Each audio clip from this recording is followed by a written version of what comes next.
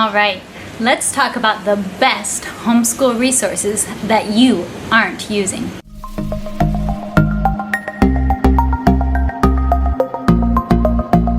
Hi, I'm Rachel from 7 and All, and I am really excited about this video because I am planning to take what you normally think of as homeschool resources and just twist it just a little bit to get you thinking in a different way about some of the tools that you really do have in your homeschool toolbox.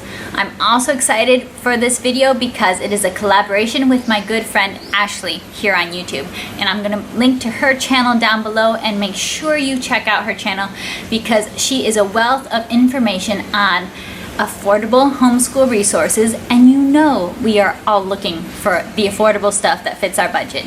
And she also talks a lot about Charlotte Mason style homeschooling, and she's even interested in teaching her kids Spanish and has been sharing in a recent video she has been sharing about some Spanish resources that she uses as well. So she's got an awesome channel. Go after this video, go and check out her channel and tell her that Rachel sent you. But now let's get into it. I've got two awesome homeschool resources to share that you probably actually are using to some extent, but you likely aren't using them to the fullest extent that you could be to really get all the benefit out of these. And it is actually easy to add this into your homeschool. And it doesn't cost any money either. Talk about affordable homeschool. So the first resource is conversation.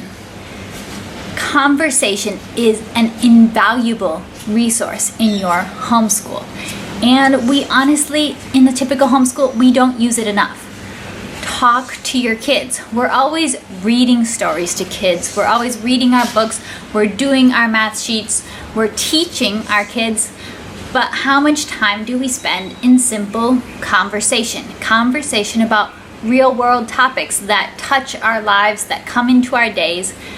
There is so much learning, so much communication of our values and our moral center and our faith that can happen through conversations. And I feel like so many moms are kind of in a way starved of conversation, and sometimes we don't really think of our kids as people that we can have conversations with. We think, oh, I want to have a conversation. I want to talk to my husband. I want to talk to my sisters. I want to talk to my friends. But actually, if we open our minds a little bit, we can start to view our kids as conversation partners. And depending on your stage of life, the conversation might be rather one-sided. In my current stage of life, I talk to my kids all the time. I talk to them about big things. I talk to them about what's in my mind, what's on my mind. I narrate what I'm doing as I go throughout my day. And my conversations are rather one-sided with a 1-year-old and a 3-year-old at home. But I have already, in these very early years, seen so much fruit just from talking about things.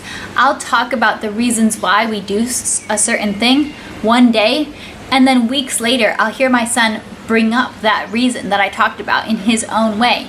And he's able to make these connections because talking is just a habit. Having conversations is a habit that we have throughout our days. So when you're doing housework, you don't always have to, just put in earbuds and put in a podcast and listen to an audiobook. You don't always have to be being, super productive in that sense. You can just chat with your kids about life at times too. You can chat with your kids, hey, that was super cool what we read about in that story earlier today. What did you think about that? And so not everything needs to be strictly educational, but conversation is such a key tool.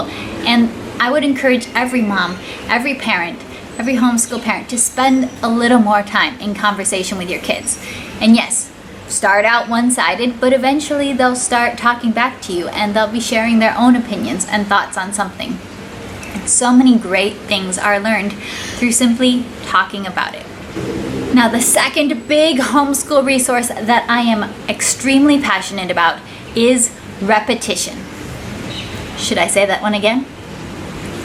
Did you get it? It was kind of a dad joke, but okay.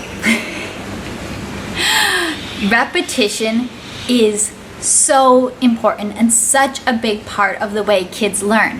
However, us adults have a really short attention span. We're always complaining about our kids' attention spans, but actually I think a lot of times when it comes to homeschool and educational activities for little kids and book lists, it's actually us adults who don't have the attention span that we need to get the most out of teaching for our kids. We're out here getting 25 books from the library because we don't want to read the same book more than once.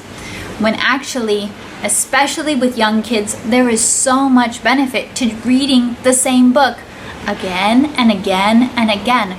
They learn so much through building familiarity, through building repetition of something. Whereas us adults, we're like, can we move on already? There's so much, and there's research on this, there is evidence on this. I'm not going to go into all of that right now. But trust me on this one, I have seen the benefits and the effects of repetition. This is why I have built into the Purely Preschool program that I created so much repetition. And in any of the other curriculums that my family is in the process of creating, we have constantly been focusing on not wide doing every single thing and every single Pinterest activity, but on the willingness to repeat. The willingness to be patient with the process of our children's learning, and to simply repeat the same things over and over, building comfort and familiarity, building mastery. And it's a little bit hard for us as adults because we want to move on. We want to do all the different things. We think, oh, okay, we're teaching about the bones of the body. So I'll find this cool bone song on the internet and we'll listen to it today, and then tomorrow we'll do something else. But actually, maybe your kids could actually get a whole lot more benefit if they listened to that same bone song and learned all the names of the bones, but it took them a couple weeks maybe of listening to the same song every day until they truly mastered it, and now years from now they'll be able to sing the bone song. But if you only listen to it once, it's not enough and it's not going to stick. So this can be applied to reading books, this can be applied to playing games, this can even be applied to entire units of study, and we've actually even applied it to entire grades of school. There have been children in my own family who have just gone ahead and repeated a grade, maybe repeated it with a different curriculum. But say they've finished 3rd grade and we don't really feel that they're ready to move on to 4th, that they've mastered the material very well. Who says they have to move on to 4th grade? Why can't we just go ahead and spend some more time really getting those concepts down? They're going to end up benefiting from that extra round through 3rd grade so much, and nobody besides us is feeling the pressure to move on to 4th grade just because we finished 3rd. So consider the value of repetition and take a hard look at your own self to see, am I the one who's getting kind of a little bit like wanting to do all the things right here and wanting to be the Pinterest mom and looking at all the different curriculums and feeling like I want to fit it all in, so I can't waste time doing something more than once? Or could you just take the time to actually repeat a few things and do it well rather than doing it all? So that's my video for you today. I'm keeping it very simple, just sharing these 2 tools that I truly believe can help lead you to a more joyful and more effective homeschool. Conversation, talk with your kids about everything, and just make it a habit that in our family we talk to each other. Number 2, repetition. Not being afraid to repeat something more than once, more than twice, and more than 3 times if needed. But to take the time to really just let information sink in and let your children get comfortable with what they're learning and feel confident in it. I hope that you enjoyed this video, and if you found it valuable, please do give it a thumbs up. That helps me so much here on YouTube. And you can subscribe to this channel, 7 and All, for more from our adventurous and creative homeschooling family. Bye!